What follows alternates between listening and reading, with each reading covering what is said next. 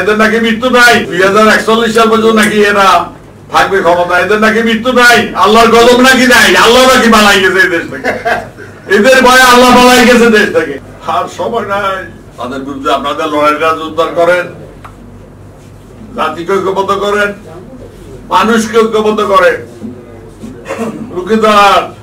আপনাদের শেষটা দেখতে চাই তো নাসিরের কথা যদি আমারে বাঁচতেই হয়, আমি এদের শেষটা দেখে যেতে চাই, এই জন্য বাঁচবো না, বাঁচানোর ইচ্ছা নাই। বন্ধুরা আমার, সাথীরা আমার, আপনাদের অনুরোধ করি, দেশকে বাঁচান, মানুষকে বাঁচান, ইজ্জত নিয়ে বাঁচুন, সম্মান নিয়ে বাঁচুন, অধিকার নিয়ে, ক্ষমতা নিয়ে বাঁচুন। এই লড়াই মানুষের মুক্তির লড়াই, এটা লড়াই মানবতার লড়াই, এই লড়াই সাম্যের লড়াই, এই লড়াই মানবিক মর্যাদার লড়াই, হিউম্যান রাইটস। এই 10 এপ্রিল যদি এই ঘোষণা না দিতেন, সাম্য, মানবিক মর্যাদা, ন্যায় বিচার যদি না দিতেন, অনেকে সমর্থন করতো না। দার্শনিক ভিত্তিটা দেখতে চেয়েছে যে কি করতে চায় ওরা। আজকে তারা যারা সমর্থন দিয়েছে তারা অনুতপ্ত যে কি জন্য এদের সমর্থন দিয়েছি, যে দেশে মানুষের কথা বলার অধিকার নেই। আমি আমার বক্তব্য বাড়াবো না, আমার কষ্ট হয় খুব, আমার কষ্ট হয়। আপনাদের বলি, যাদের নিয়ে গেছি সবাই বিয়ে দিতে পারে নাই তার মা বাবার কাছে, সহ্য করতে পারি না। আপনাদের সবাইকে আমি দোয়া করি, আপনারা আমার জন্য দোয়া করবেন।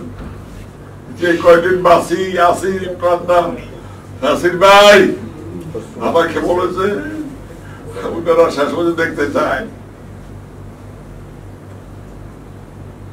রামকে যখন হত্যা করে গেছে, তার মা বুড়ি, 80-90 বছর বয়স, সে তুত্তুর করে যাচ্ছে ভিতরে দিয়ে।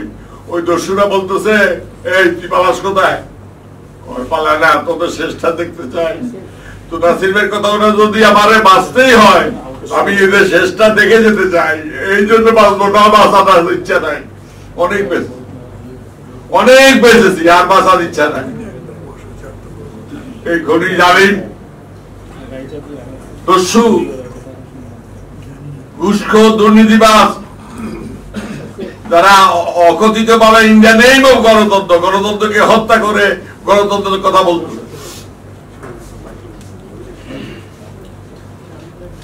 তাদের বিরুদ্ধে আপনাদের লড়াইটা জোরদার করেন, জাতিকে ঐক্যবদ্ধ করেন, মানুষকে ঐক্যবদ্ধ করেন, রুখে দাঁড়ান।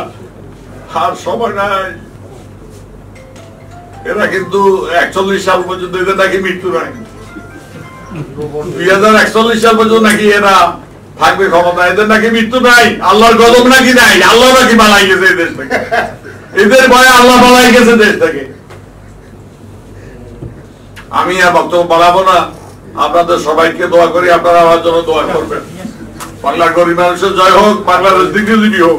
ধন্যবাদ সবাইকে। আমাদের